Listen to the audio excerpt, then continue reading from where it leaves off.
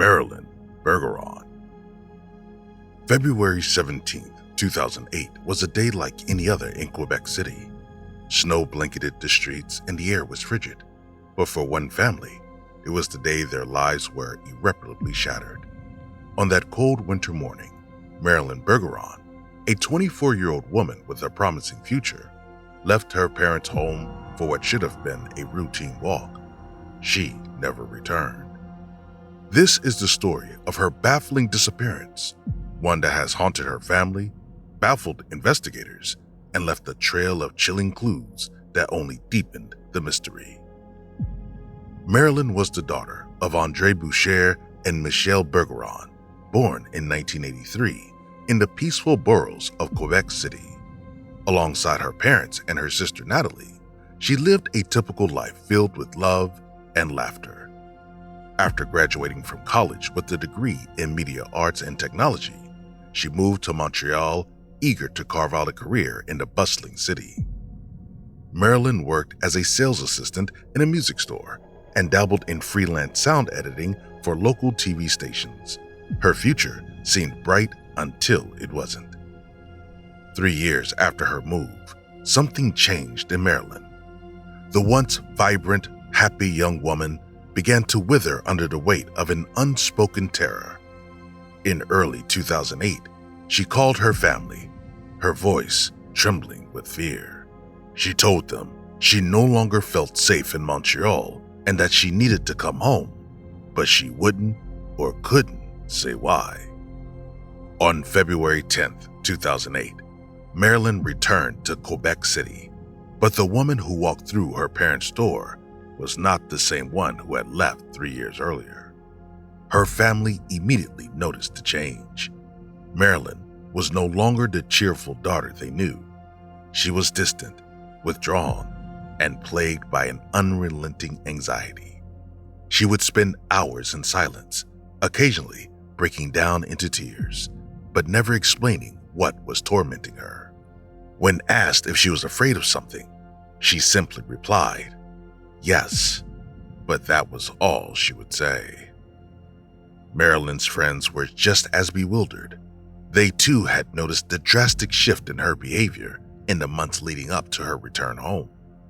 One acquaintance, Jonathan Gauthier, recalled asking her outright if she had been hurt or worse, witnessed something terrible. She denied both, but what she said next sent chills down his spine. Marilyn told him that what had happened to her was much worse and that he could never imagine the horror she had endured. In the week leading up to her disappearance, Marilyn's behavior grew even more erratic. She spoke to her sister, Natalie, in cryptic phrases, once asking if there was a light at the end of this tunnel. Natalie would later reflect on this, believing that Marilyn somehow knew something terrible was about to happen. On the morning of February 17th, Marilyn left her home alone, despite her mother's offer to join her. She said she needed some time to herself.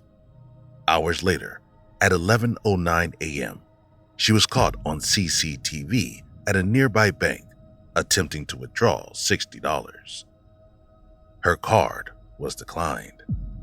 The footage shows Marilyn looking over her shoulder multiple times, her face etched with an expression her mother would later describe as helpless. But there was something else. She was carrying a black bag that her family insisted she did not own when she left home. By 4:03 p.m. that same day, Marilyn was seen again, this time at a cafe in Saint Ramon, a small town 25 kilometers away. It was a cold winter day, and the distance was too far to have walked. Researchers quickly concluded that she must have been driven there by someone who may have been with her at the bank earlier that morning. She looked so depressed, so anxious. I remember thinking she was troubled, but you never imagined that someone could just disappear. The cafe would be the last confirmed sighting of Marilyn Bergeron. The investigation hit a dead end as police struggled to piece together her movements. Who was driving the car? Why did she attempt to withdraw $60? and what was in the mysterious black bag. The more they searched, the fewer answers they found. Then, in December 2010, hope flickered.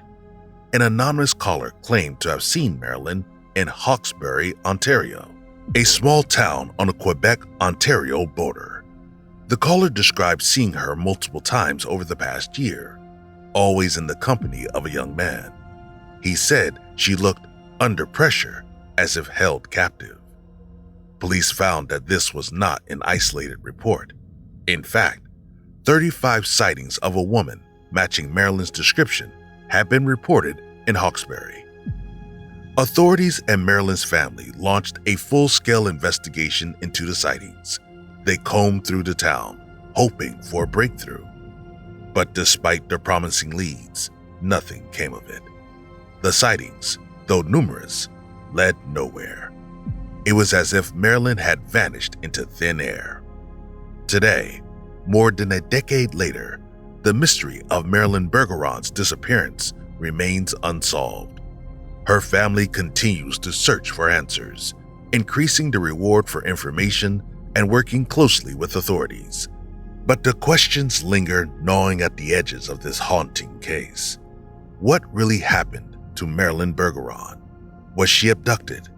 Did she leave of her own volition, trying to escape a past too painful to confront? Or is she still out there somewhere, waiting for someone to find her?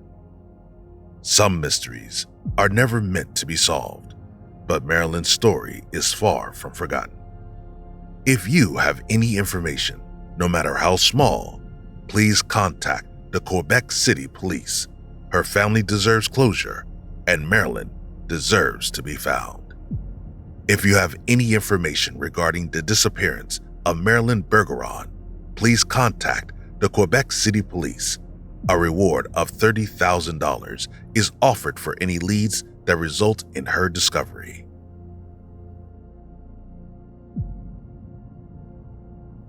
Our next case is about JenniferJoyce Kesse.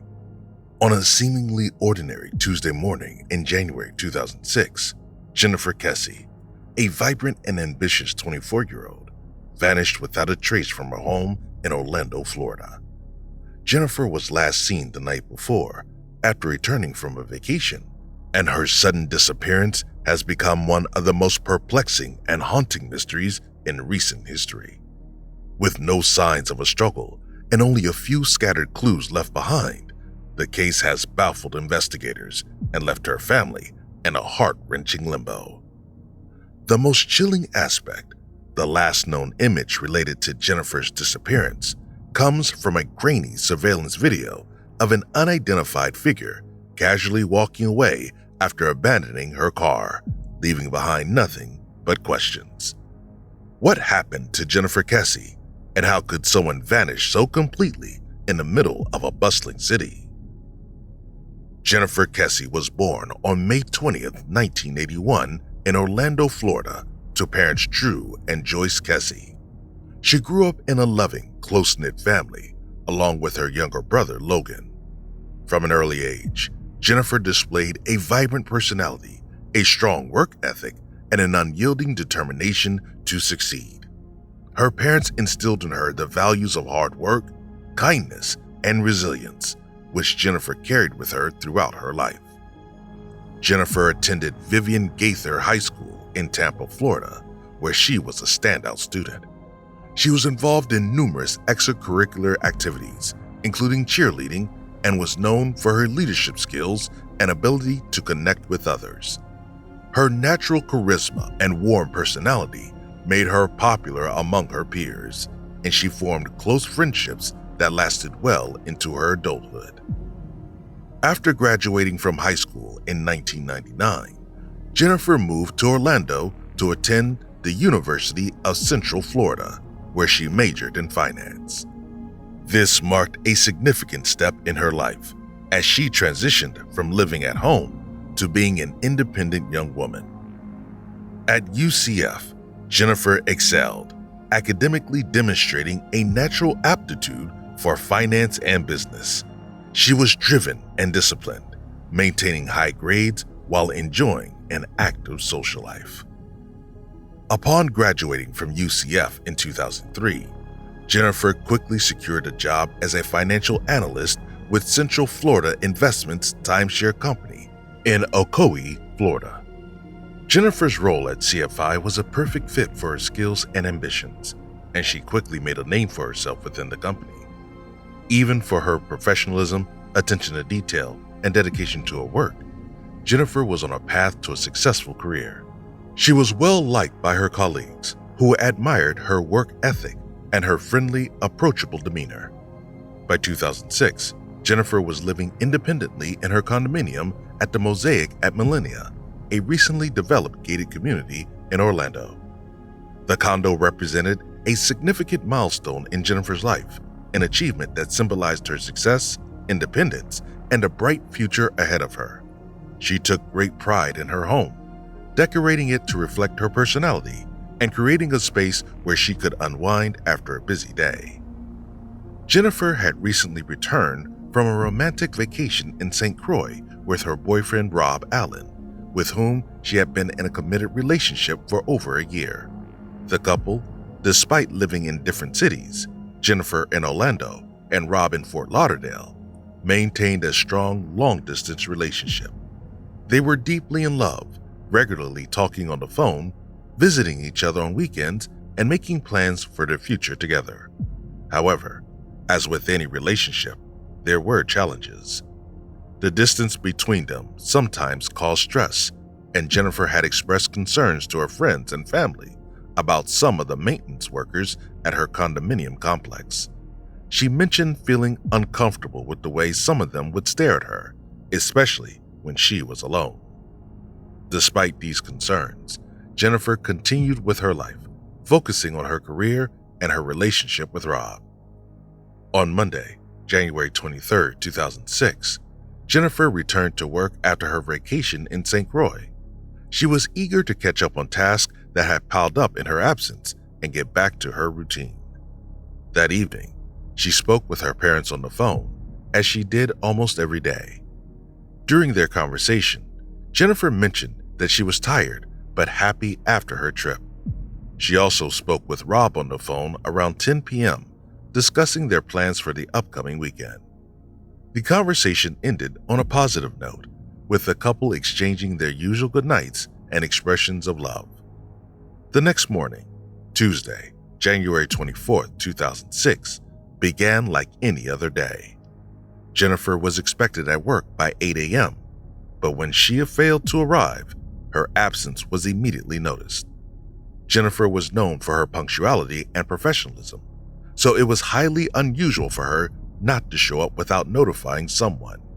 Her boss, concerned by her absence, tried calling her multiple times, but there was no answer. As the morning wore on, Jennifer's colleagues grew increasingly worried. By noon, when there was still no word from Jennifer, her employer contacted her parents, Drew and Joyce Kesse. Alarmed by the news, they immediately began trying to reach Jennifer themselves, but their calls went straight to voicemail. Knowing that this was completely out of character for their daughter, Drew and Joyce decided to drive the 2-hour distance from their home in Tampa to Orlando to check on her. Upon arriving at Jennifer's condominium, Drew and Joyce were immediately struck by the fact that her car was missing from its usual parking spot. They entered her unit with a spare key and were surprised to find everything inside seemingly in order. There were no signs of a struggle or forced entry. Her bed was neatly made, her work clothes were laid out, and a wet towel was hanging in the bathroom, suggesting that she had taken a shower that morning. Her luggage from the trip was still unpacked, and nothing appeared to be missing, except for Jennifer herself and her purse, cell phone, and car keys. As panic set in, Drew and Joyce realized that something was wrong. They contacted the Orlando Police Department, who responded quickly and began treating Jennifer's disappearance as a potential abduction. The investigation was launched immediately, with detectives conducting interviews with friends, family, neighbors, and co-workers.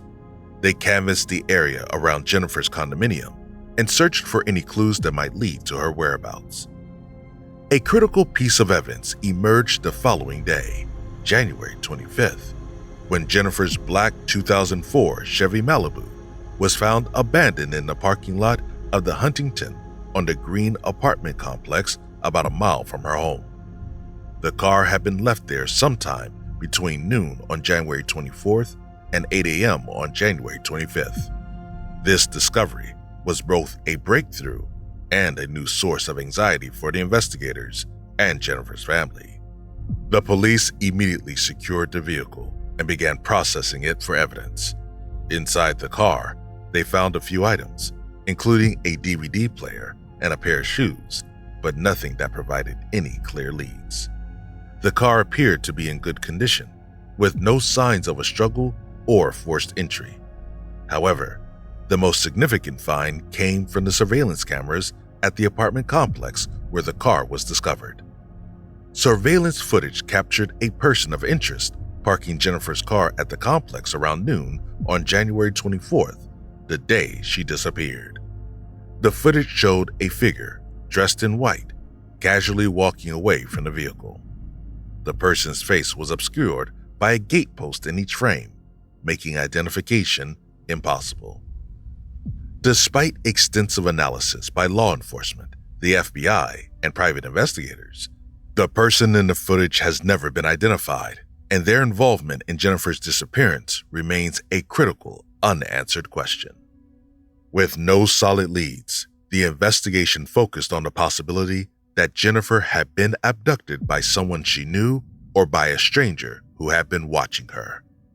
Detectives interviewed residents and workers at the Mosaic at Millennia, including the maintenance staff, but no one came forward with information that could explain her disappearance.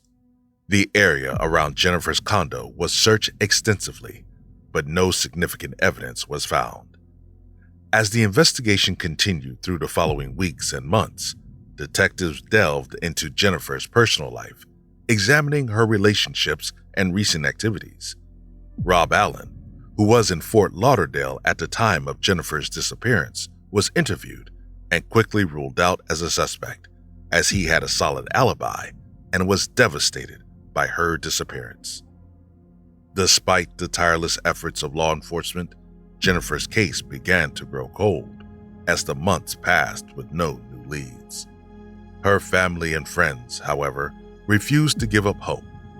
Drew and Joyce Kesse became relentless advocates for their daughter, pushing law enforcement to keep the case active and seeking out private investigators to explore new angles.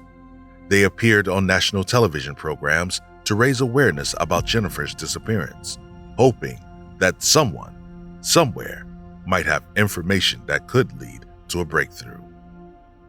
In the years since Jennifer vanished, her case has remained one of the most baffling and high-profile missing person cases in Florida. Despite extensive media coverage, countless tips, and numerous theories, Jennifer's whereabouts remain unknown. The surveillance footage of the unidentified person leaving her car is one of the most significant pieces of evidence, yet it has yielded no answers. In 2018, the Orlando Police Department released over 16,000 pages of case files to the Kesse family, allowing them to hire their private investigator to re-examine the evidence. The family continues to believe that Jennifer was abducted, possibly by someone who worked at her condominium complex or who had been watching her in the days leading up to her disappearance. Jennifer Kesse's story is a heartbreaking reminder of how a vibrant, successful young woman can disappear without a trace, leaving behind a trail of unanswered questions and a family desperate for closure. Her disappearance continues to haunt those who knew and loved her, and the search for answers goes on. Jennifer's memory lives on in the hearts of her family and friends, who remain committed to finding out what happened to her and bringing her home. Brian Shaffer. Brian Shaffer was a 27-year-old medical student at Ohio State University with a promising future and an outgoing personality. On the night of March 31st, 2006, Brian went out with friends to celebrate the beginning of spring break. By the early hours of April 1st, he had vanished without a trace, leaving behind one of the most perplexing missing person cases in modern American history. Brian was born on February 25, 1979, in Pickerington, Ohio, a suburb of Columbus. He was the eldest of two sons in the Shaffer family, with a younger brother named Derek. Brian was close to his family, particularly his mother, Renee Shaffer, who had been battling cancer for several years. Despite her illness, Renee had been a source of strength for Brian, who was pursuing a medical career, perhaps inspired in part by his mother's health struggles. Tragically, Renee passed away in March 2006. The loss was a significant emotional blow to Brian, but he seemed determined to carry on with his life, focusing on his studies and looking forward to a planned vacation with his girlfriend, Alexis Wagner, who was also a medical student at OSU. Brian was known for his easygoing personality, intelligence, and love for music. He was a fan of Jimmy Buffett, and his friends often joked that Brian would rather be playing guitar in a beachside bar than pursuing a career in medicine. His dream was to start a band, and he often talked about living a laid-back, carefree life by the ocean. Friends and family described him as charming, witty, and always up for a good time, which made his sudden and unexplained disappearance all the more shocking. On March 31st, 2006, Brian met up with his friend, William Clint Florence, to celebrate the start of spring break. The two had planned a night of bar hopping in the Arena District of Columbus, a popular nightlife area known for its vibrant atmosphere and numerous bars and clubs. The evening began with dinner and drinks at the Ugly Tuna Saloona, a bar located in the South Campus Gateway complex near OSU. The Ugly Tuna was a favorite among students, known for its lively crowds and cheap drinks. Throughout the night, Brian and Clint visited several other bars, taking shots and enjoying the lively atmosphere. Brian reportedly became quite intoxicated as the night wore on, but he seemed to be in good spirits, joking and laughing with Clint. Around midnight, the pair met up with Clint's friend, Meredith Reed, who offered them a ride back to the Ugly Tuna Saloona for one last round of drinks before closing. Surveillance footage captured Brian, Clint, and Meredith riding an escalator up to the bar on the second floor of the complex at 1:15 on April 1st. The three were seen mingling and chatting with other patrons, with Brian appearing to enjoy himself despite his intoxicated stay. At around 1:55 a.m., Brian was captured on camera outside the bar, talking briefly with two women who were also patrons that night. The footage shows Brian smiling and engaging in casual conversation, seemingly in good spirits. He then re-entered the bar, and this was the last time Brian was ever seen. The bar closed shortly after 2 a.m., and when it was time to leave, Clint and Meredith searched for Brian but couldn't find him. They assumed he had gone home on his own, a not uncommon occurrence during nights out, and left the bar without him. Brian never returned to his apartment, and when he missed the flight to Miami with Alexis 2 days later, his family and friends knew something was wrong. Alexis, who had been trying to reach Brian by phone throughout the weekend, was distraught when she couldn't contact him. She, along with Brian's father, Randy, and brother Derek, reported him missing, and the Columbus Police Department launched a massive investigation into his disappearance. The initial phase of the investigation focused on the possibility that Brian had left the bar on his own and was perhaps injured or lost somewhere nearby. However, extensive searches of the area, including nearby construction sites, dumpsters, and the Olentangy River, turned up no clues. The possibility that Brian had wandered off and succumbed to the elements or suffered an accident was quickly ruled out as the area was thoroughly combed by both law enforcement and volunteer searches. Despite the exhaustive efforts, Brian's disappearance remained a mystery, leaving his loved ones desperate for answers and the community in shock. As the investigation progressed, attention turned to the surveillance footage from the Ugly Tuna Saloona and surrounding businesses. The footage was carefully reviewed, revealing something incredibly puzzling.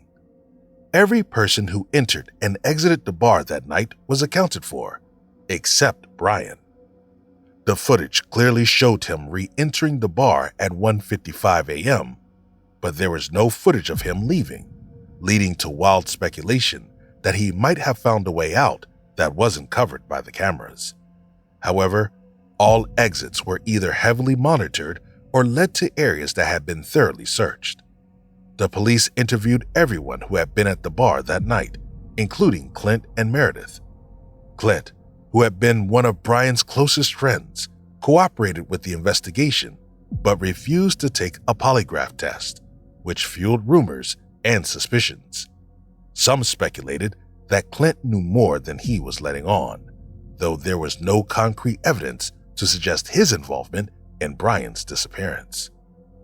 Meredith, on the other hand, took and passed a polygraph test, which seemed to clear her of any suspicion. As the investigation continued, various theories emerged. Some believed Brian had met with foul play, possibly targeted by someone inside the bar or outside. The fact that he was intoxicated made him potentially vulnerable, but there was no signs of a struggle, and no one reported hearing or seeing anything unusual. Others speculated that Brian had staged his disappearance, perhaps driven by the recent loss of his mother and the pressures of medical school. However, his bank accounts, credit cards, and cell phone remained untouched, and there was no indication that he had planned to vanish. One chilling possibility that gained traction in the years following Brian's disappearance was that he had fallen victim to a serial killer. Internet sleuths and some investigators suggested a connection between Brian's case and the smiley face killer theory, which posted that a group of killers was responsible for the deaths of young men across the Midwest, often near bodies of water. The theory, which was based on the presence of smiley face graffiti near some of the sites where the bodies were found, was controversial and largely dismissed by law enforcement. However, it captured the public's imagination and led to speculation that Brian might have been targeted by such a killer. Despite the intriguing nature of this theory, no definitive evidence linked Brian's case to the smiley face killer, and it remains a topic of debate among true crime enthusiasts.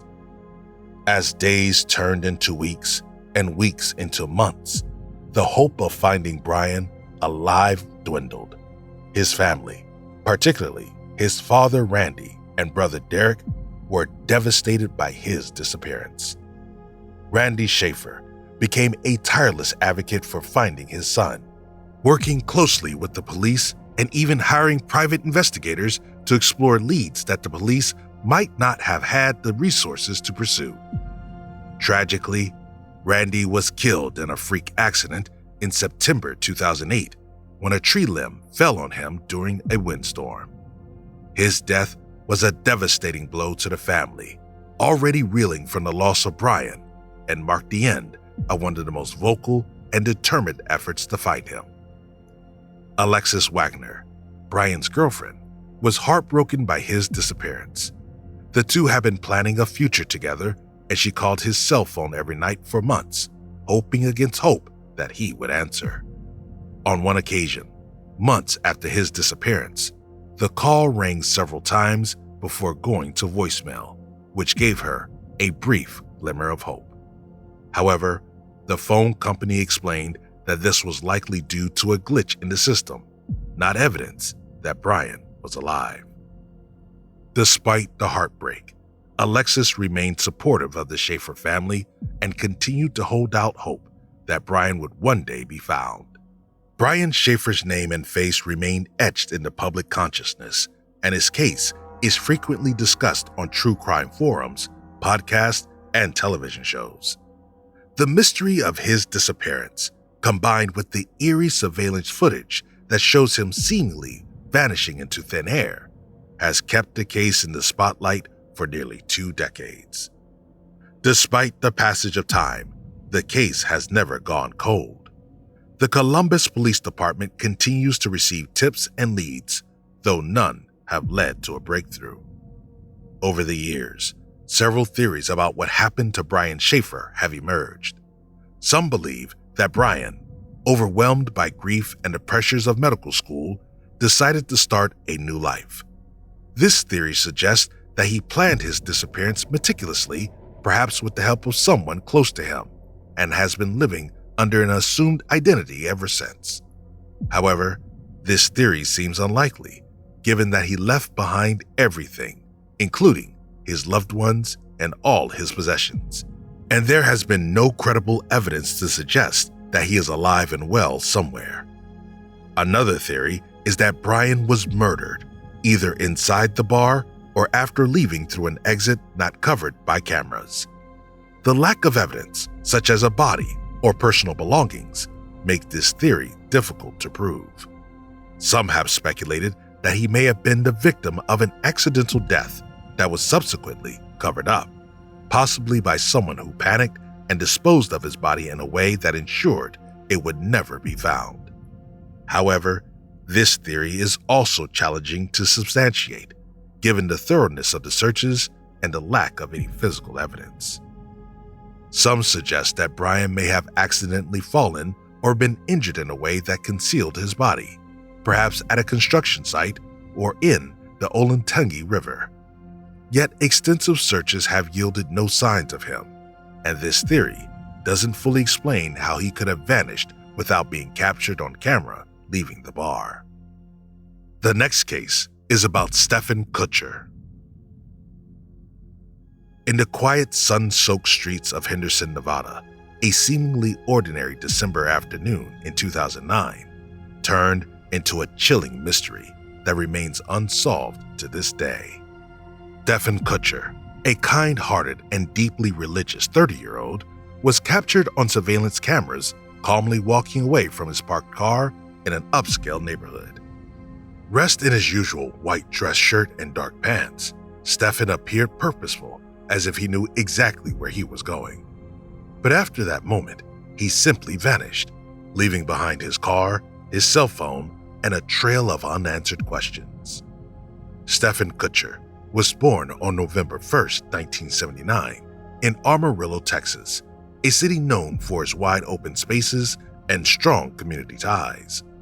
The second of 4 children, Stephen was raised in a close-knit and devoutly religious family where faith played a central role in daily life.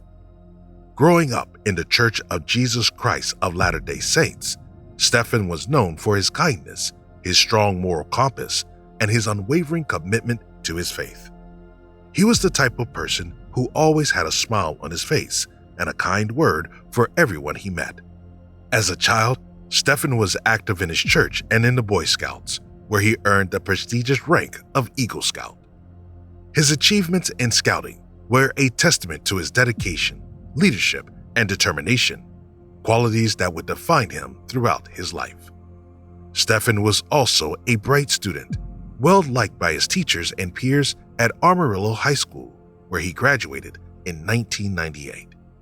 After high school, Stephen attended Ricks College in Rexburg, Idaho, now known as Brigham Young University, Idaho, and later transferred to the University of Utah, where he earned a degree in communications in 2004. Stephen's passion for journalism led him to work as a reporter and editor for a small newspaper in Salt Lake City, Utah. He loved telling stories that connected with the community and shed light on important issues. Stephen's work was guided by his strong ethics and his desire to make a positive impact through his writing. However, like many in the journalism industry during that time, Stephen faced significant challenges finding stable employment. The newspaper industry was undergoing major changes, and job security was increasingly hard to come by. In 2007, Stephan moved to St. George, Utah, a scenic scene known for its beautiful landscapes and strong sense of community. He took a job with The Spectrum, a local newspaper, but unfortunately, the position was short-lived due to budget cuts. Despite this setback, Stephan remained optimistic and continued to search for new opportunities. He took on various jobs, including working for a home security company, and he remained active in his church, where he was a valued and beloved member of the congregation. By 2009, however, Stephan's life had taken a difficult turn. He was struggling financially, facing mounting debt, and his rent was overdue. Despite these challenges, Stephan continued to maintain a positive outlook. He kept in regular contact with his family, who were deeply concerned about his situation, but also admired his resilience and determination to find a way forward. In the early December 2009, Stephan mentioned to his family that he was exploring job opportunities in Las Vegas, Nevada, which was about a 2-hour drive from St. George. He spoke of having a few interviews lined up and expressed hope that something would work out soon. Although his family was worried about him, they were encouraged by his optimism and his efforts to improve his situation. On December 12, 2009, Stephan left his apartment in St. George and drove south towards Las Vegas. Along the way, he made a few stops, including one at a gas station in Mesquite, Nevada, where surveillance cameras captured him buying gas. His journey continued, and he eventually arrived in a quiet upscale residential neighborhood called Sun City Anthem in Henderson, a suburb of Las Vegas. At around noon on December 13, 2009, Stephan's white Chevrolet Cavalier was seen on surveillance cameras driving into a cul-de-sac on Savannah Springs Avenue in Sun City Anthem. The footage shows Stephan parking his car, getting out, and walking down the street. He was dressed in a white dress shirt and dark pants, and he appeared calm and purposeful as if he knew where he was going. This was the last time anyone saw Stephan Koecher. When Stephan didn't return home and failed to contact his family, they quickly realized something was wrong. It was completely out of character for Stephan to disappear without a word, especially with the holidays approaching. His family reported him missing to the police, and a search for Stephan was launched. Investigators soon located Stephan's car, which had been left parked in the cul-de-sac where he was last seen. Inside the car, they found several personal items, including Stephan's cell phone, job applications, and some other belongings. However, there were no signs of foul play, no indication of where Stephan might have gone, and no obvious clues to explain his disappearance. The car was in good condition, and there were no signs of a struggle. The discovery of Stephan's car raised more questions than answers. Why had he driven to this particular neighborhood? What was his purpose there? And where did he go after he was seen walking away from his car? The surveillance footage provided no clear answers, and the investigation quickly hit a dead end. The days and weeks that followed were filled with uncertainty and growing concern. Stephan's family traveled to Henderson to assist in the search, passing out flyers and speaking with residents in the area where his car was found. The neighborhood was thoroughly canvassed, and searches were conducted in the surrounding desert, but there was no sign of Stephan. As the investigation continued, the police explored several theories about what might have happened to Stephan. One theory was that Stephan had traveled to Henderson for a job interview or to meet someone, but no evidence was found to support this idea. Another possibility was that Stephan had experienced some kind of crisis, perhaps financial or emotional, that led him to leave his life behind. However, those who knew Stephan found it difficult to believe that he would disappear voluntarily, especially without saying anything to his family. The case grew colder as time passed, with no new leads or significant developments. Stephen's family was left in a painful limbo, unable to find closure or answers. Despite their efforts to keep the case in the public eye, including appearances on national television shows and interviews with the media, Stephen's disappearance remained a mystery. In the years following Stephen's disappearance, various theories have been proposed, but none have provided definitive answers. Some believe that Stephen may have met with foul play, possibly encountering someone in the neighborhood who had bad intentions. Others think that Stephen might have wandered off into the desert and succumbed to the harsh conditions, although no evidence has been found to support this theory. The case took a particularly troubling turn when it was revealed that Stephen's finances were in dire straits at the time of his disappearance. He was deeply in debt, and his bank accounts were nearly empty. This led some to speculate that Stephen may have been desperate and possibly involved in something dangerous. But again, there is no evidence to support this idea. Despite the lack of answers, Stephen's family has never given up hope. They continue to search for him, holding on to the belief that one day they will find out what happened to their beloved son and brother. The pain of not knowing has been overwhelming, but their faith and determination have kept them going. Stephen Koecher's disappearance is one of the most perplexing and heartbreaking mysteries of recent years. A kind, hardworking, and deeply religious young man, Stephen seemed to vanish without a trace, leaving behind only questions and heartache. His case serves as a haunting reminder of how someone can disappear, even in an age where we are constantly connected and monitored by technology. As the years go by, the search for Stephen continues with the hope that one day the truth will come to light.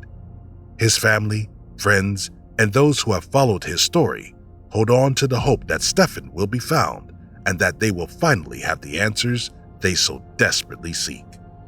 Until then, Stephen Koecher's disappearance remains a mystery, a story of a life interrupted and a family left waiting for a resolution that has yet to come. Our next case takes us to Dublin, Ireland, where a young man named Trevor Deely was captured on CCTV in the early hours of December 8, 2000. A promising 22-year-old with a bright future ahead of him, Trevor had spent the night celebrating with friends before heading back to his office. But after he walked out of the building and into the rain-soaked streets of Dublin, he disappeared, leaving behind one of Ireland's most enduring mysteries. How could someone in the heart of a bustling city, caught on camera, simply vanish without a trace?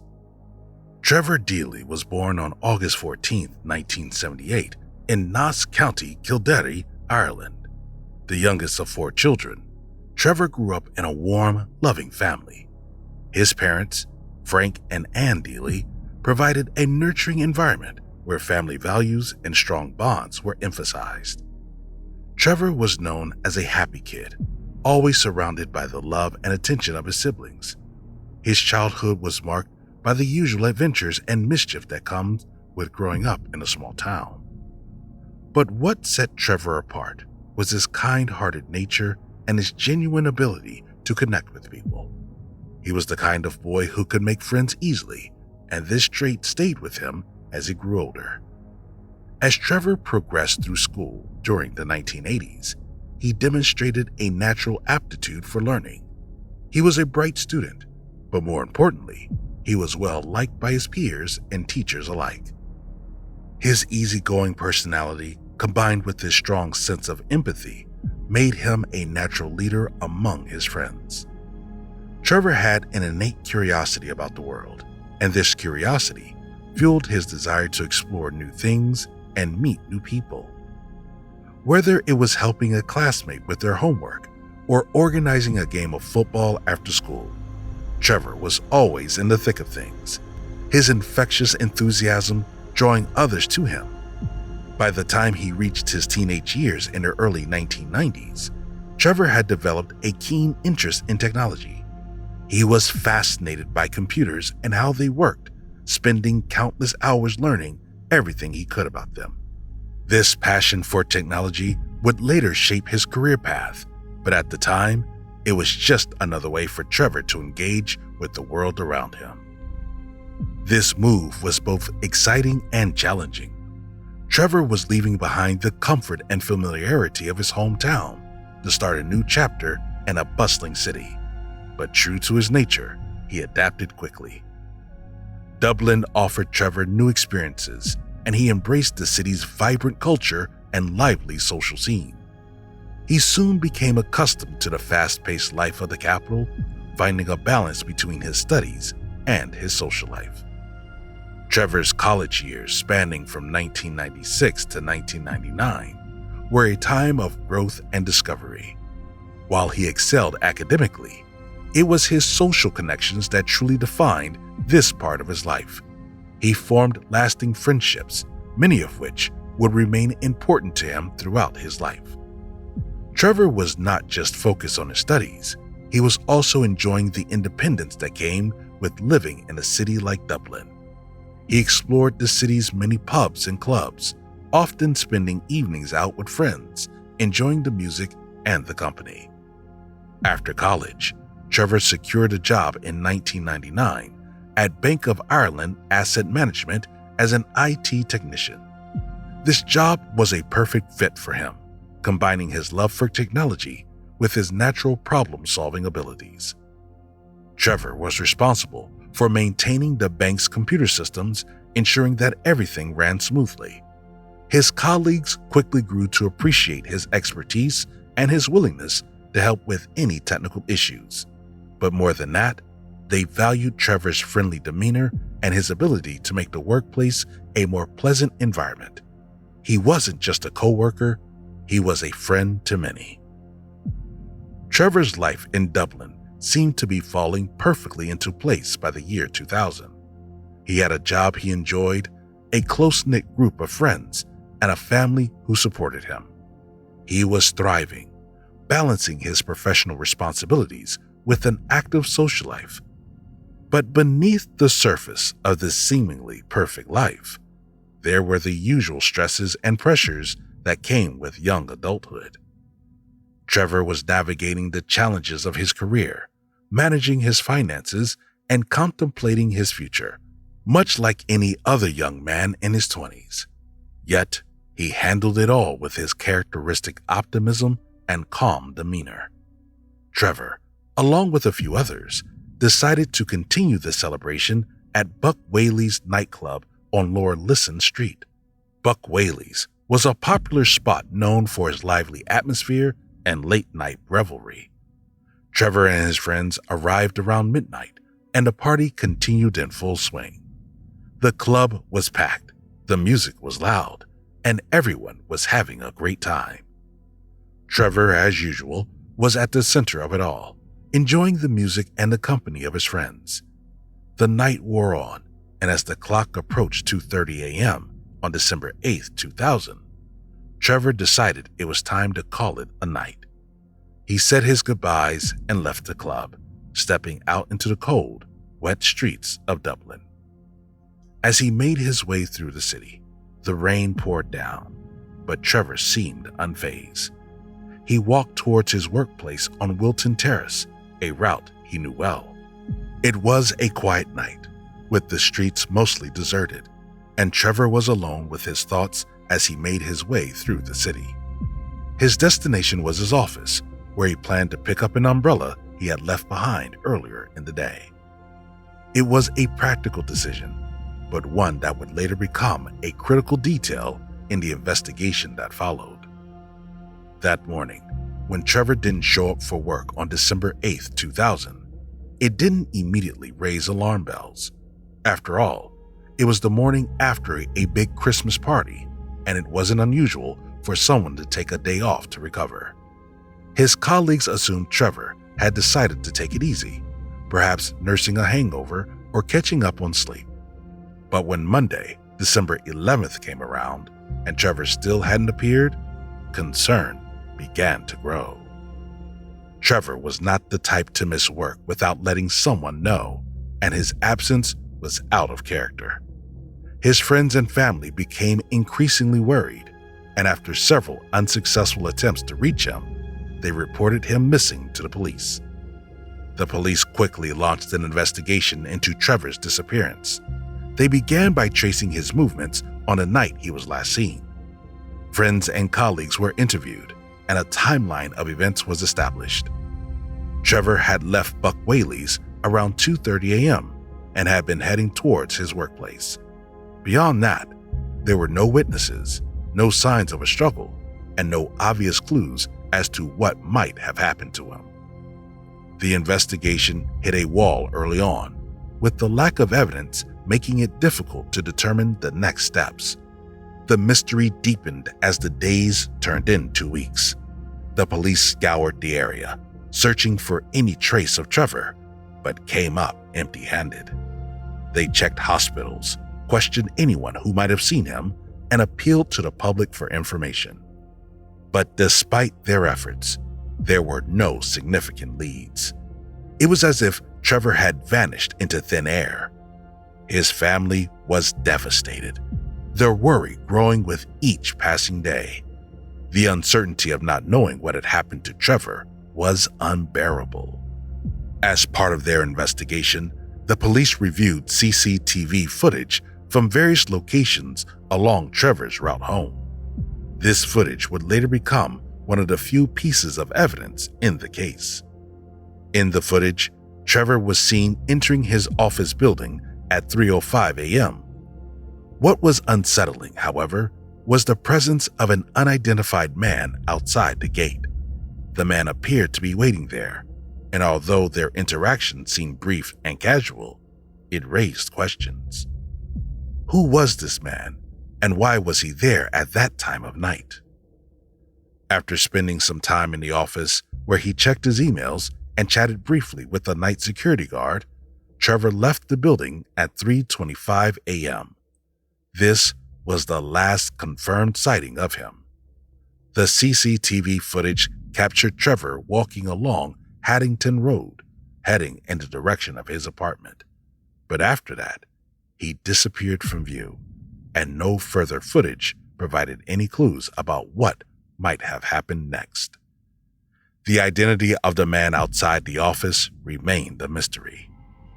Despite public appeals and extensive media coverage, the police were unable to identify him or determine whether he had any connection to Trevor's disappearance. The presence of this man only added to the growing unease, suggesting that there might be more to the story than anyone initially thought. Was Trevor's disappearance a random act of violence, or was it something more sinister? As the investigation continued into 2001, various theories emerged. Some speculated that Trevor might have been the victim of a robbery or random attack. Others suggested that he could have accidentally fallen into the nearby Grand Canal, which ran parallel to Haddington Road. Despite extensive searches of the canal and surrounding areas, no evidence was found to support this theory. The lack of a body or any physical evidence made it increasingly difficult for investigators to draw any conclusions. The possibility considered by the police was that Trevor had chosen to disappear voluntarily, but those who knew him best found this theory hard to believe. Trevor was close to his family, had a stable job, and was generally happy with his life. There were no signs of distress or unhappiness in the days leading up to his disappearance.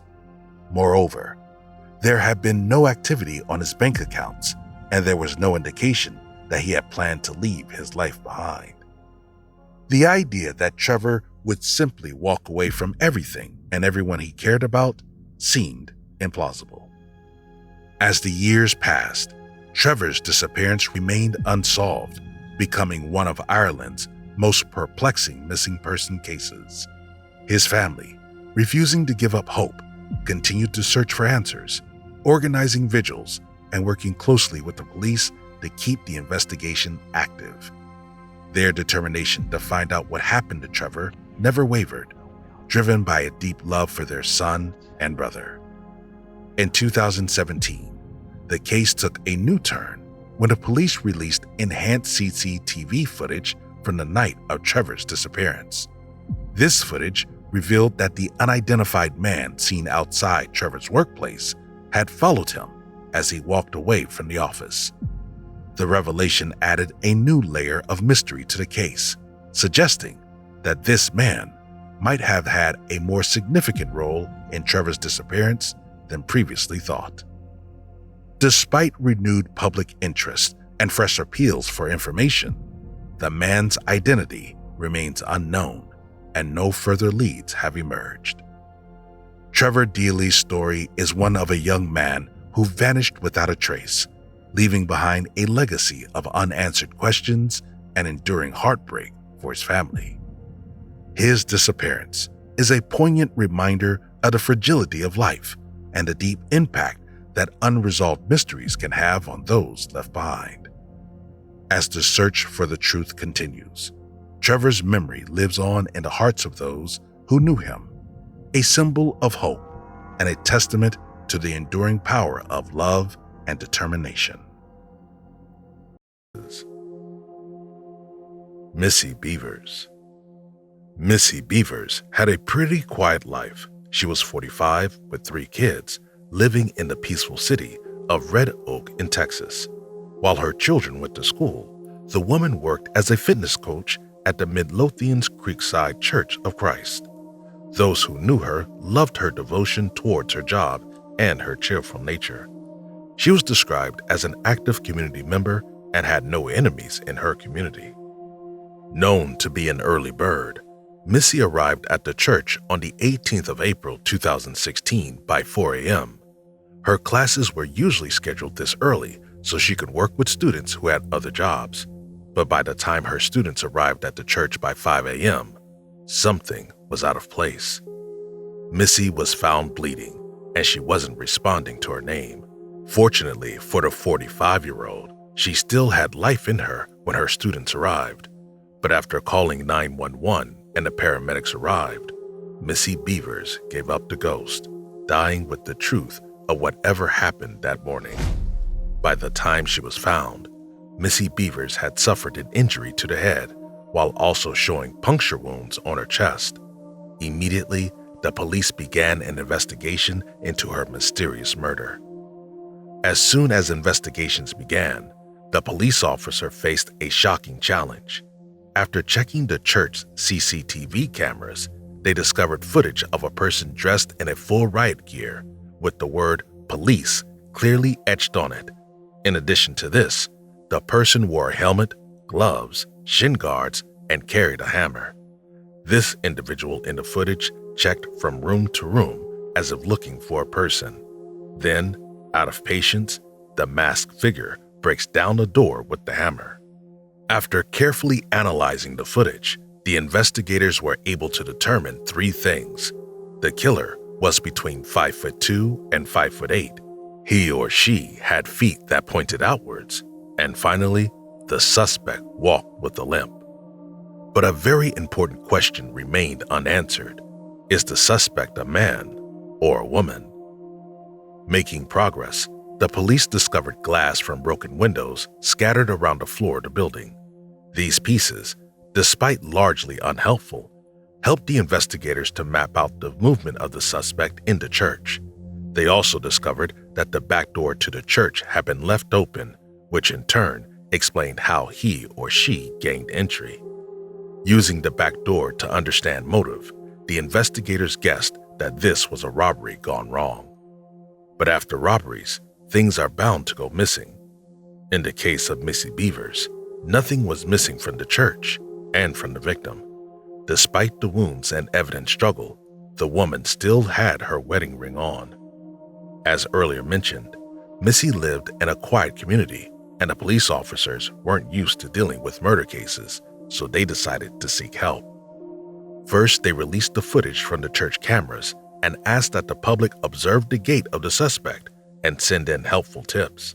It wasn't long before people started sending in tips, and eventually, the FBI and U.S. Marshal's Office stepped in to assist.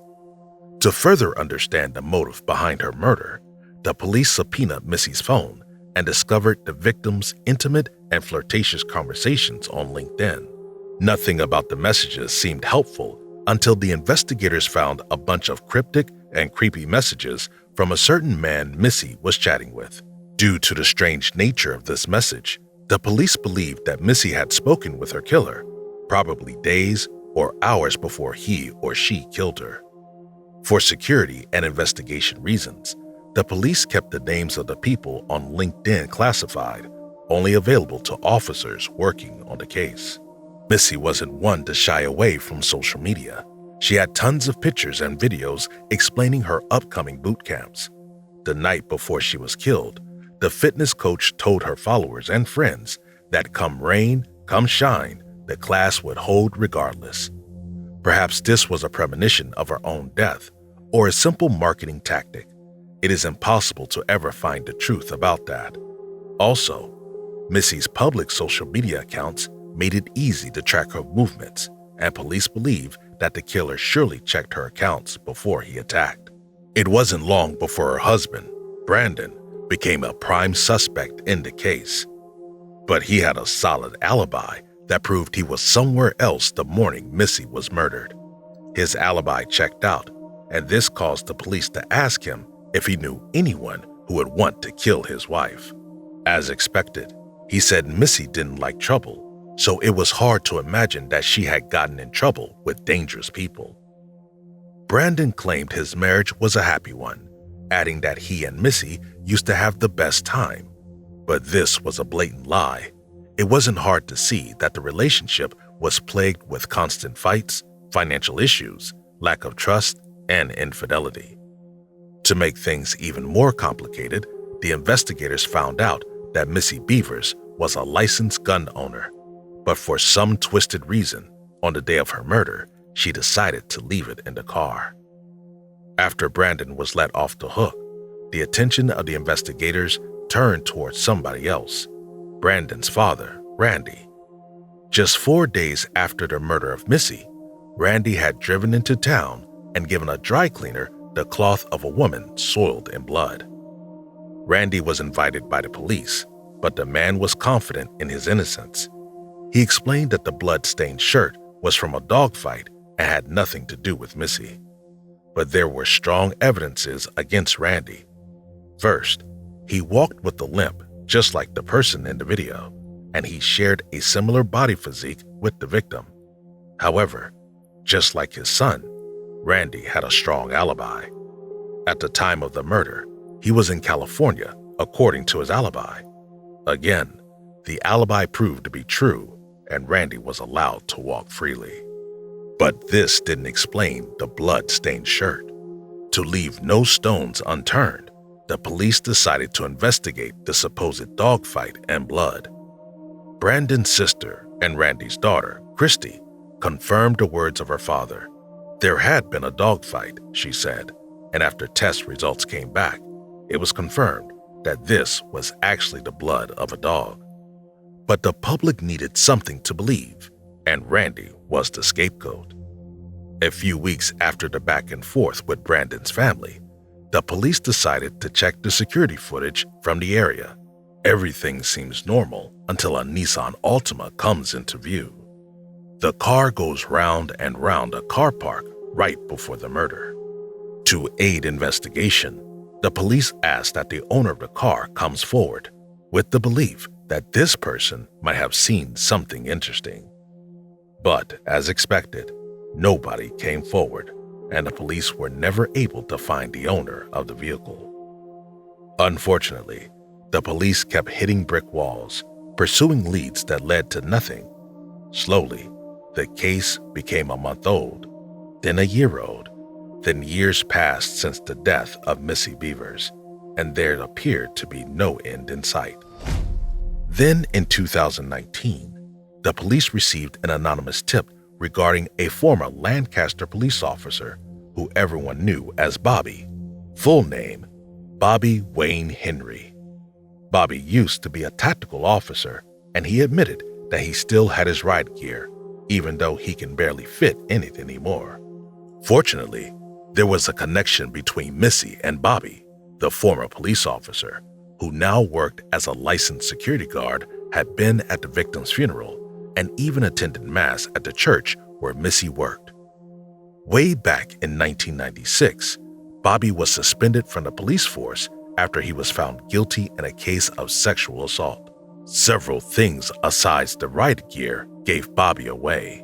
Just like the suspect, he walked with a limp, and he also had a car that was similar to the one in the car park, the Nissan Altima. Despite the eventual involvement of a forensic podiatrist, called in compared the gait and walk of Bobby and the suspect, it was difficult to conclude that Bobby was the one in the footage. Again, one strong factor changed everything in the charges against Bobby. The disgraced police officer was 6 foot 1 inches tall, a huge difference from the estimated height of the person in the video. It couldn't be him. The person in the footage was smaller than he was. Despite his innocence in the murder of Missy Bevers, police officers found several devices in Bobby's possession that showed his involvement in illegal pornography. Bobby was arrested on the grounds of this illegal act. The FBI was involved, but the case of Missy Bevers remains a mystery. Her death made the inhabitants of the community scared. With no arrest to show for it, the killer is still on the loose, perhaps planning his or her next move, plotting out the next victim. The person who killed Missy is between the heights of 5 foot 2 inches and 5 feet 8 inches, and has feet that point outwards, and most importantly, this person walks with a limp. Till date, the police still offers a $10,000 reward to anyone who provides helpful tips that will lead to the capture of Missy's killer. It is impossible for her family to properly mourn until the perpetrator of this evil is arrested and put in jail. Emma Fillipoff. Right from when she was a child, Emma had a very happy spirit. She played and smiled with everyone, and her mother, Shelley Fillipoff, made sure her daughter didn't hide that pretty side of hers.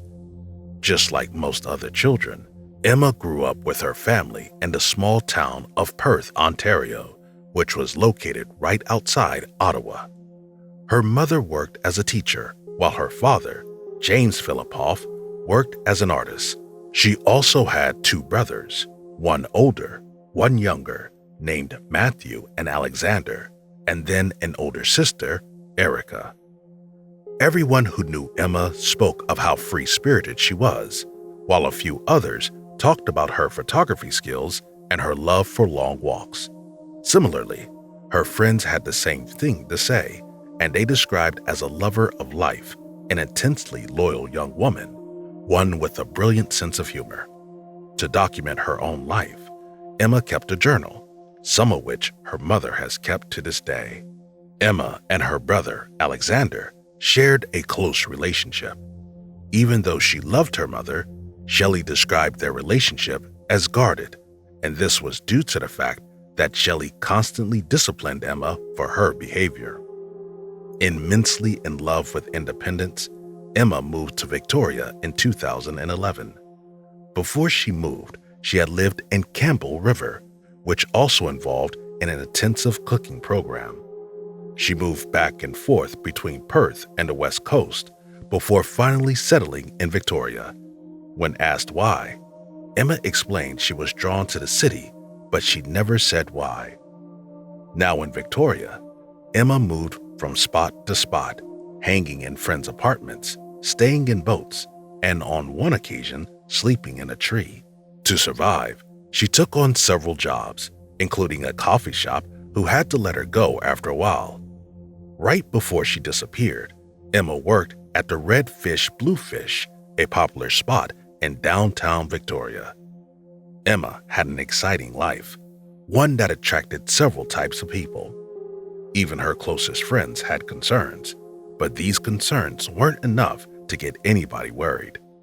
Before her disappearance, her close friends said Emma had stayed on their boat for a few days, and during this time she seemed happy. However, after her disappearance, her friends admitted that it looked like Emma was running away from something or someone. On the 28th of November 2012, Emma disappeared under the most mysterious circumstances. At first, it seemed like a usual case of a missing person, but as the investigations will later show, this is perhaps one of the most confusing cases in recent times.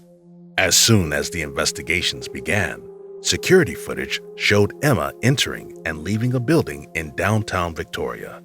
The video lacked HD quality, making it hard to see exactly what Emma had in her hands. Some investigators argued that it was a mobile phone, while some say she was fidgeting with her hands. A mobile phone or not, it looked like something was wrong. Like Emma, the free-spirited young woman was running from something.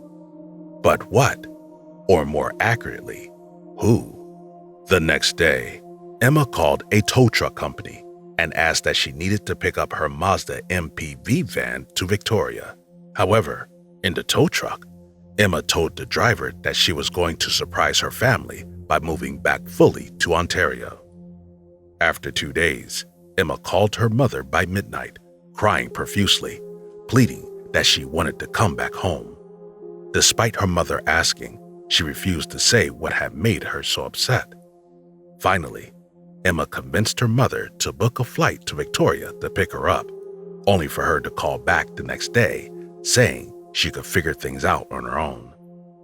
But later that evening, Emma would call again, upset and in tears, asking her mother to fly out to Victoria and pick her up. Again, Emma called the next morning, asked her mother not to worry, again adding that she can figure things out on her own. On the 27th of November, a few days after her first call, Shelley called Emma through the same number, only for someone from a shelter to pick up. For one, Shelley had no idea that her daughter was staying in a shelter, and secondly, where was Emma? Unsurprisingly, Emma called later that night and pleaded with her mother to come to Victoria and get her. Genuinely worried this time, Shelley booked a flight to Victoria for the next day. Again, Emma called the next day, saying her mother shouldn't bother about traveling, adding that she could figure things out on her own. But Shelley had had enough, and she flew to Victoria regardless. The date is 28th of November, and Shelley has booked a flight to Victoria. In Victoria, Emma buys a prepaid credit card of $200 and a prepaid cell phone. Later on, she gets in a cab and asks to be taken to the airport. However, as soon as she hears the fare of $60, she changes her mind and complains that it is too expensive. This was odd. Emma had over $2,000 in one of her bank accounts. How then couldn't she afford a fare of that amount? Later, around 7 p.m. the same day, Emma ran into a man called Dennis Quay while walking down the streets of downtown Victoria. Quay was worried about Emma's safety, and this caused him to call the police. However, when the police arrived, they talked to Emma and decided that she was fine. They left, leaving Emma in the open, standing with her bare feet. A few moments later, Emma disappeared. A few hours after Emma's disappearance, her mother arrived in Victoria. Unable to reach Emma after a few hours, Shelley reported to the police and Emma was declared a missing person. The police immediately swung to action. They checked her truck and found her laptop, a camera, her journals, and her passport. Then they moved to the waters, involving a dive team who scoured and searched for Emma's body. Shelley, who was now distraught, put together a search party made of volunteers and searched the streets of Victoria for her daughter. Unfortunately, despite the efforts of the volunteers, Emma was nowhere to be found. Aside unconfirmed sightings from random people, it appeared like Emma had disappeared off the face of the earth. But her mother wouldn't give up. Over the next few days, she put up posters and spoke to people who had seen her daughter. At one point, she traveled to downtown Victoria, where her daughter had frequently stayed, silently praying that someone had valuable information about her daughter. Then, a few days later, on the 5th of December, the prepaid credit card of $200 was flagged for use at somewhere close to the Juan de Fuca Recreation Center, which was roughly 12 kilometers from downtown Victoria. The police rushed to the scene and arrested the man who was with the card. Taken in for questioning, he confessed that he found the card at the Juan de Fuca Center. After he was released by the police, the man consistently called Shelley, saying he wasn't sure where he found the card. Also, he added that he was an alcoholic, which in turn explained why he was unable to remember where he found the card. Nothing was happening in Victoria, and Shelley and her family were getting increasingly impatient, so they decided to extend their search to Vancouver Island, the mainlands, and the Gulf Islands. Unfortunately, in spite of the search expansion and unlimited leads, Emma remained missing, and these tips led to a brick wall. Everything remained hopeless until a year and 6 months later, in May 2014, when a man was caught on security footage walking with a crumpled poster of Emma. He got into a store and told the storekeeper that Emma was his girlfriend and she wanted to be left alone. The storekeeper called 911 immediately, but the police arrived the next day, and the man was gone by this time. The man was wearing a green shirt with tattoos scattered over one of his arms, and he walked with an obvious limp. Till date, the man has never been found.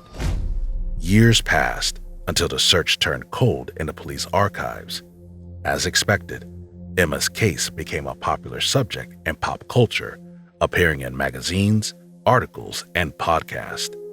This was all because of her mother, who never stopped talking about Emma's disappearance. Regrettably, this attention brought more harm than good in the end. In 2016, Shelley and her son, Matt, were in the news for something else: drugs and weapons offenses.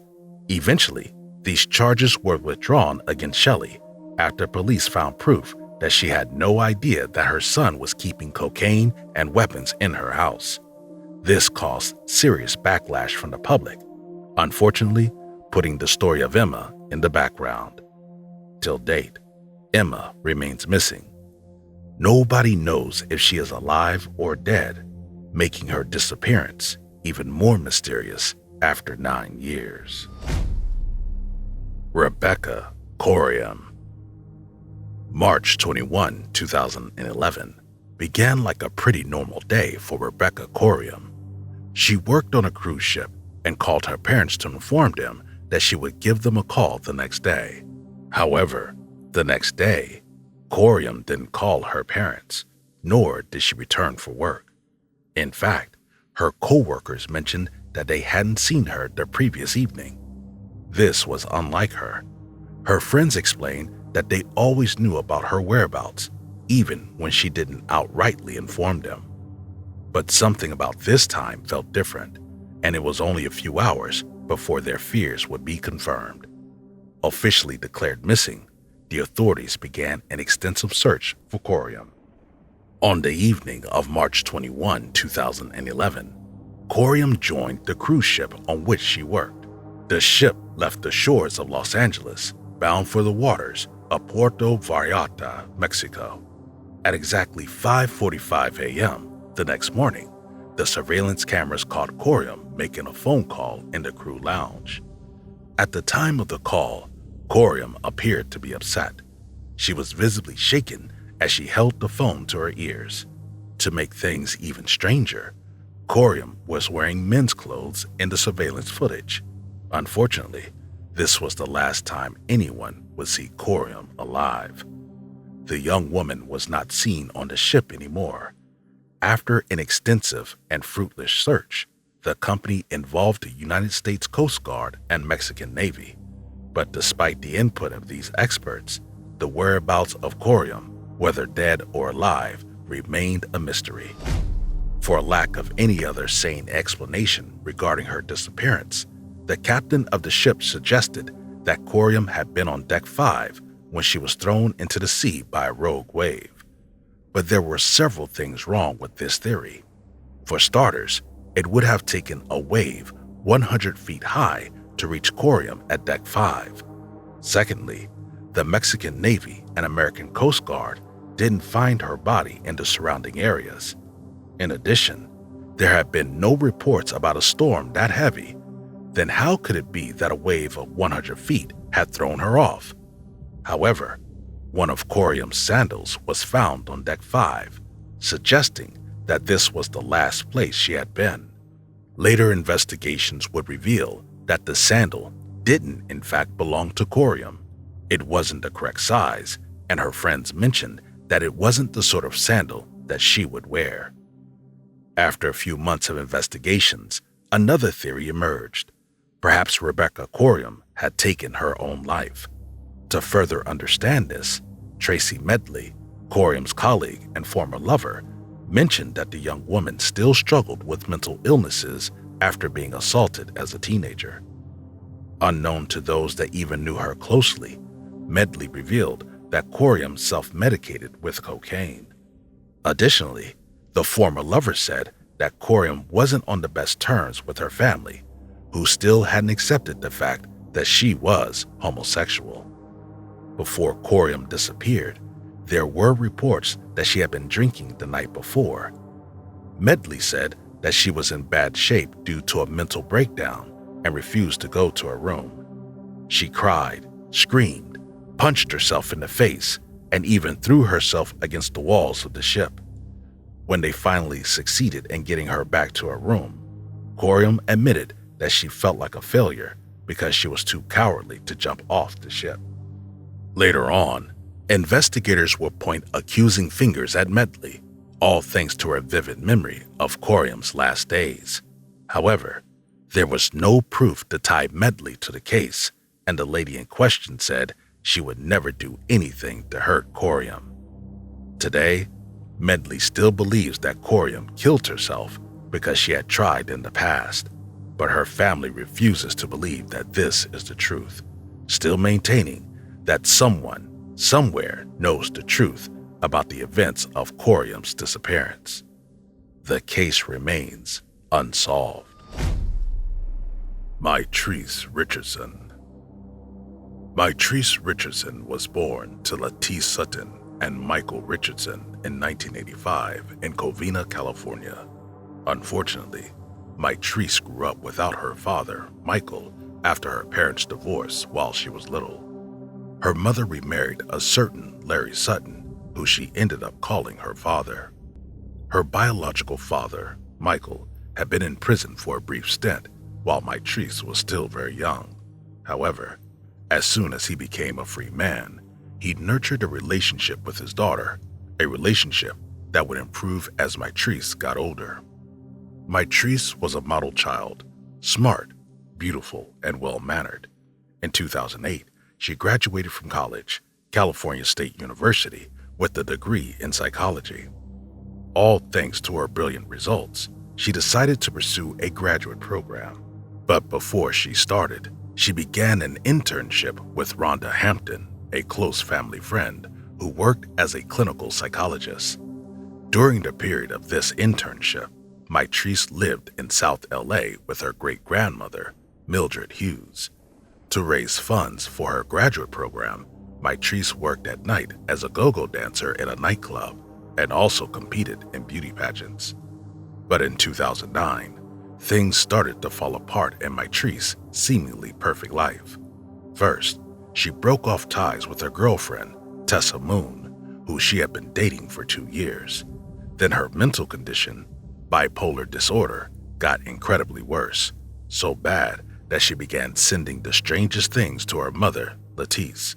In one of her final Facebook posts, Mitrice wrote, "I just want to sleep, LOL, but you know me and my crazy ideas. Let's see where they take me." The post seemed quite harmless, but knowing the condition Mitrice had, Lettice immediately tried to reach her daughter, but Mitrice refused to pick up the phone. The date is 16th of November 2009, and Mitrice suddenly picks up her car keys and drives all the way out to Malibu from South LA, arriving in the city around dinner time. She arrived at a high-end restaurant in Malibu, and as soon as she parked her car, the valet knew that something was wrong. The valet mentioned that she was distraught and was talking about so many things at the same time. Particularly, she talked about avenging the death of Michael Jackson. Seeing that something was wrong, the valet offered to park her car and help her to the restaurant. In the restaurant, Mitrice walked to random tables and joined them. She interrupted private conversations and made bizarre assumptions. For instance, she told the people who cared to listen that she was from Mars. Most of the people at the restaurant didn't bother to call the police since she posed no immediate threat to anyone. Finally, she ordered a Kobe steak and an Ocean Breeze cocktail, a meal which amounted to $89. Mitrice was unable to pay, and the restaurant asked if there was anyone she could call to sort the bill. Mitrice called her great-grandmother Mildred, but since the woman lacked a fax machine, she could not pay over the phone. Eventually, the manager called the police, who quickly arrived to salvage the situation. Lawsville Sheriff Station Deputy Shalev, how can I help you? Hi, I'm calling from Joffrey's restaurant in Malibu. Yeah. We have a guest here who is refusing to pay her bill, and we think she sounds really crazy. She may be on drugs or something. We are wondering if someone could come by and pick her up. Okay, well, what's the address there? It's 27400 Pacific Coast Highway. And is she a white, black, Asian, Hispanic?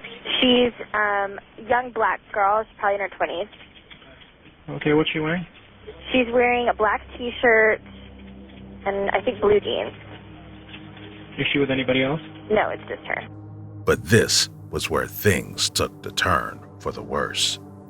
When the police arrived, they had the impression that Mitrice was drunk due to her erratic behavior.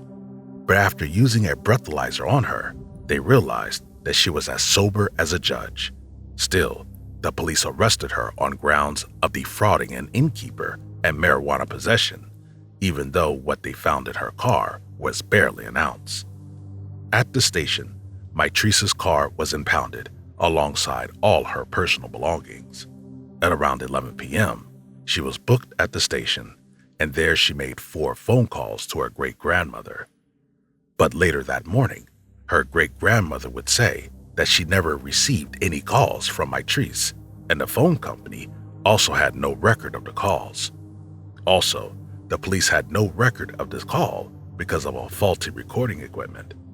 Fortunately, after a while, Mitrice's mother, Letice, finds out about the arrest and calls the police. She says that she would come to pick up Mitrice, despite the 50-minute drive, if they decided to release her that night.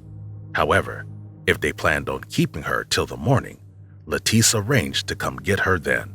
She suggested that it was best to pick her up in the morning, as she had a younger daughter who she couldn't leave all alone.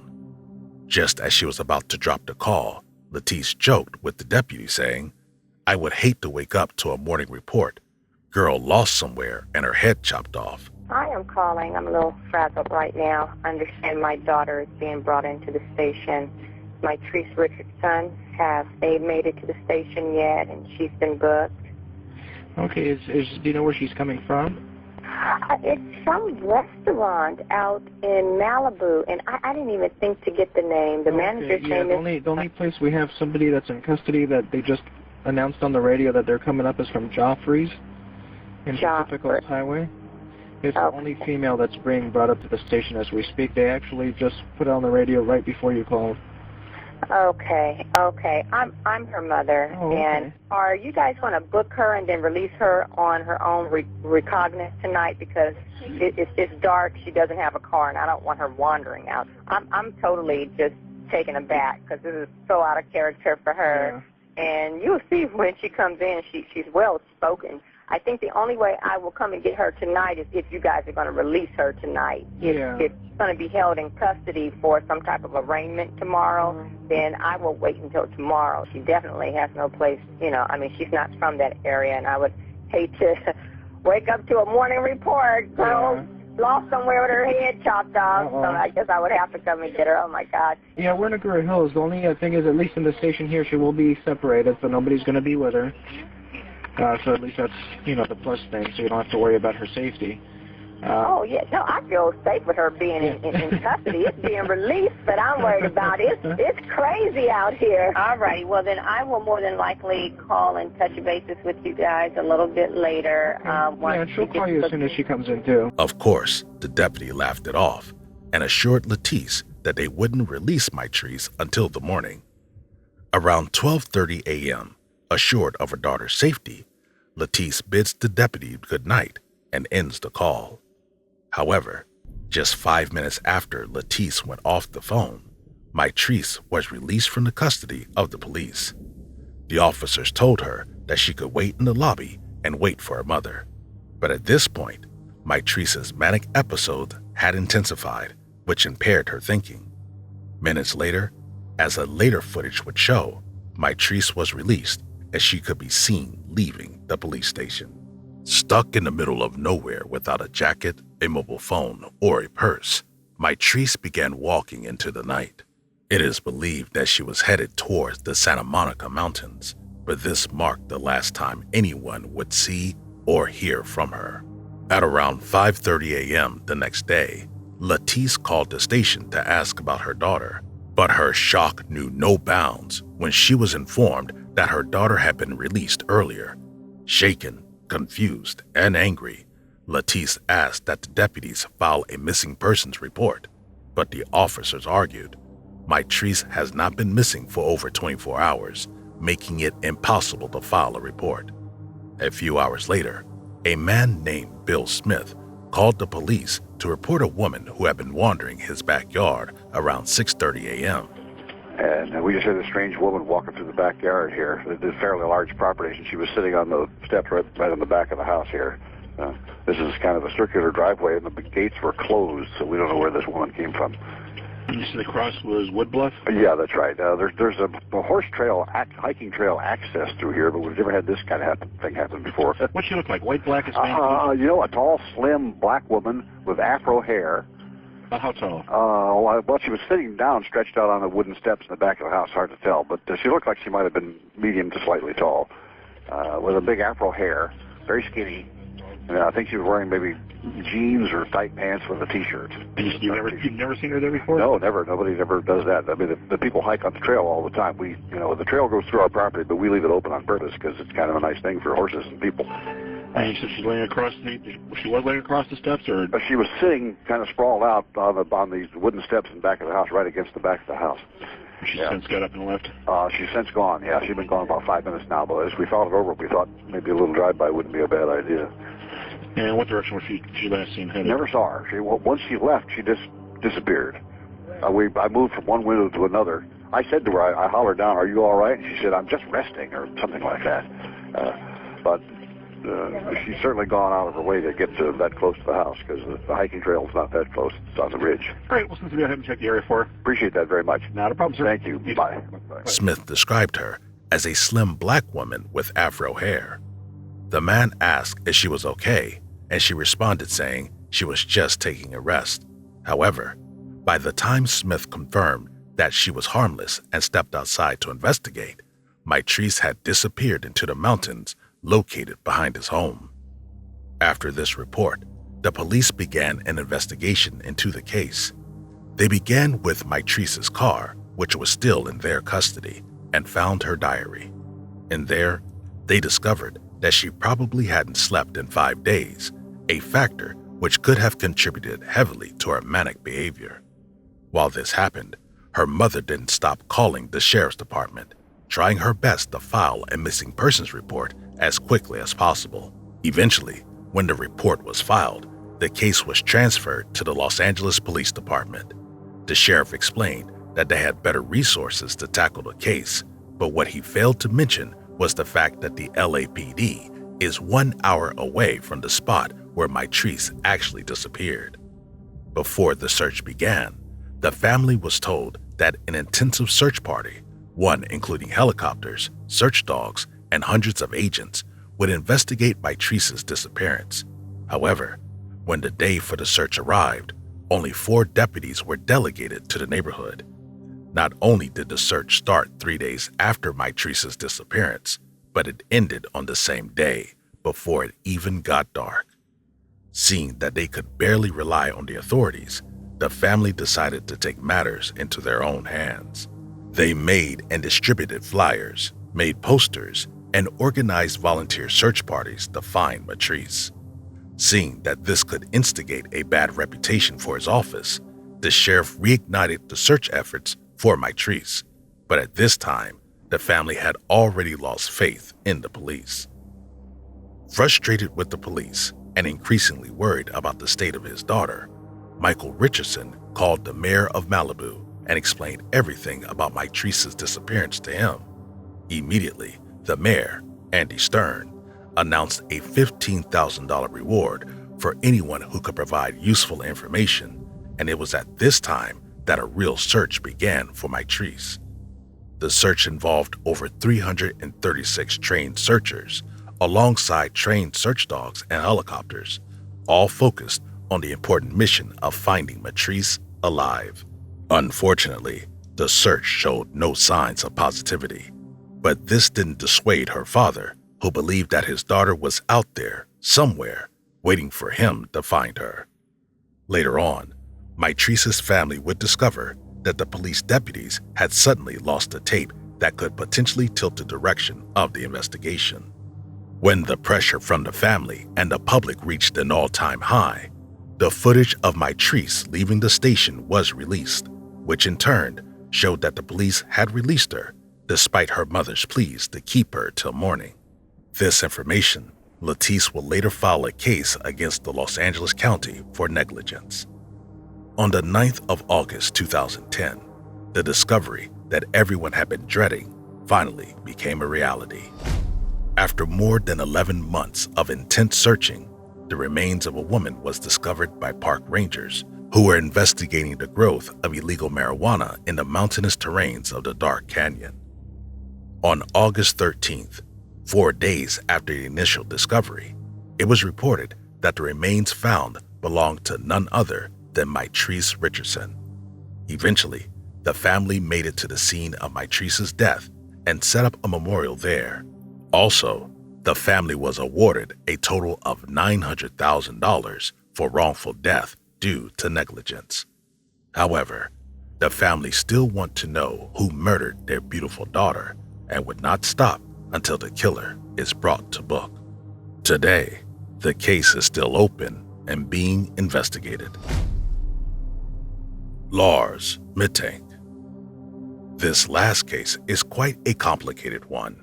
It all began with the 39-second video footage of a 28-year-old man running through an airport terminal in Bulgaria.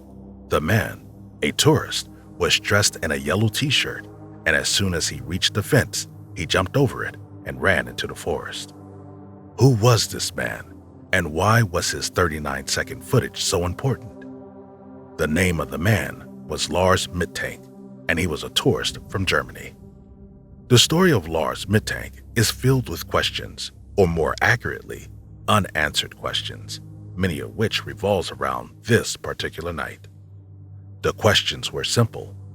What happened to Lars that made him run with such fear? Who was chasing him? Or what was he running away from?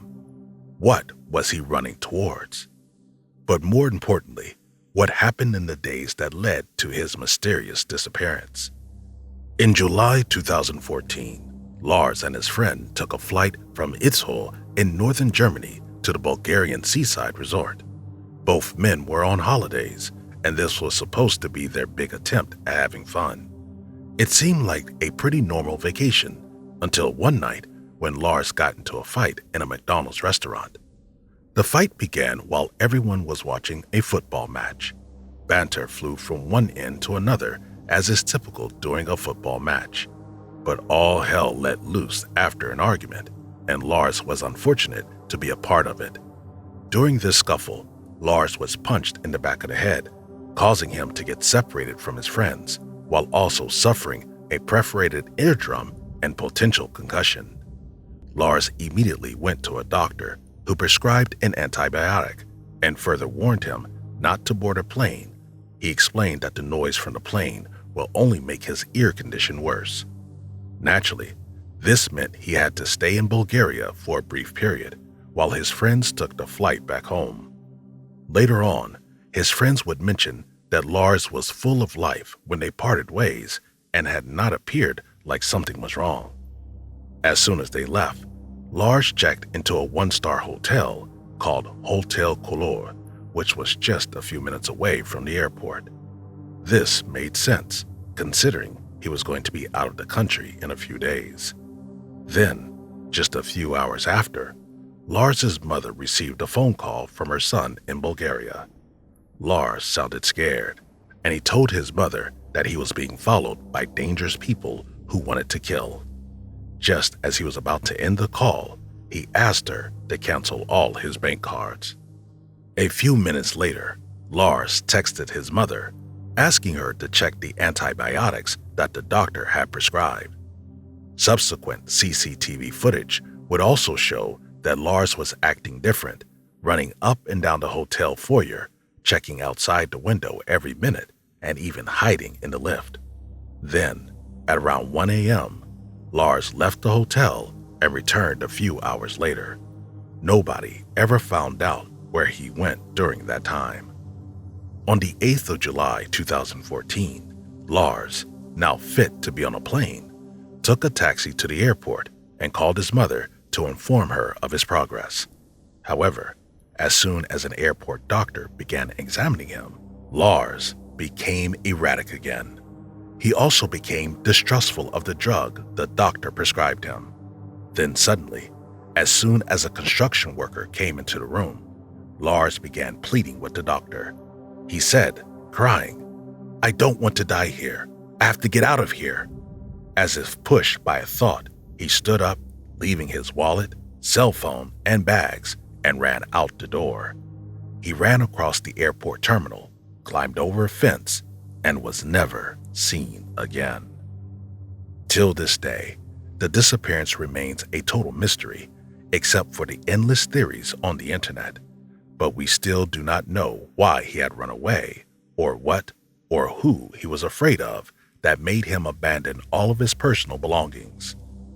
It's been 7 years since the mysterious disappearance of the man, and no one knows if he is dead or alive. However, there have been reported sightings of Lars in Dresden and Schlüssel, which is just north of Berlin. A truck driver had picked up an unknown hitchhiker, and when he learned about the case of Lars Mittank, he says that the man looked like an older version of the picture he was shown. His mother has received calls and tips from around the world, all relating to the whereabouts of Lars. In fact, one call came all the way from South America, but it turned out to be Anton Fillipoff, a Canadian humanitarian worker who had also gone missing 5 years earlier. While the case grew cold with the years, Lars's mother refused to give up on her son. She has appeared on German and Bulgarian TVs a number of times, while also leading campaigns on Facebook. Unsurprisingly, several theories have emerged since the disappearance of Lars. One leading theory suggests that Lars might have been a victim of human trafficking, while another suggests that the head injury he sustained could have impaired his thinking, causing paranoid schizophrenia. His friends later added that after the fight, he started acting strange. While there exists no proof to back this, it remains nothing but a speculation. No one can say for sure what happened to Lars Mittank. All we can do is speculate and hope that word eventually gets out enough to find a man who mysteriously disappeared in 2014.